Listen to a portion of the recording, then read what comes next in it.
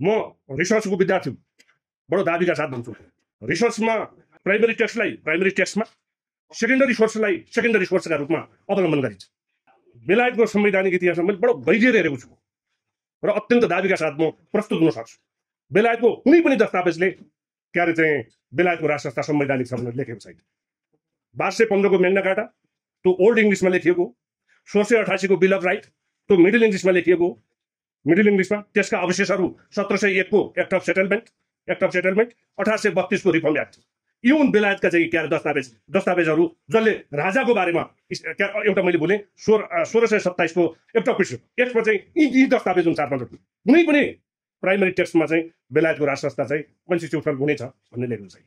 1198 देखि आजका मितिसम्म, आज मैले टेक्स्टमा त्यो सिग्निफिकेन्ट केसहरू पनि ल्याएको छु कि को के भन्यो।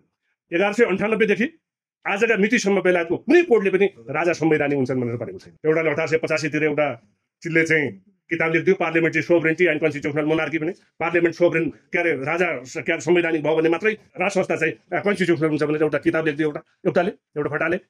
त्यसपछि गएर चाहिँ के भयो भने कन्स्टिट्युसनल मोनार्की, पार्लियामेन्ट्री सोभरेन्टी।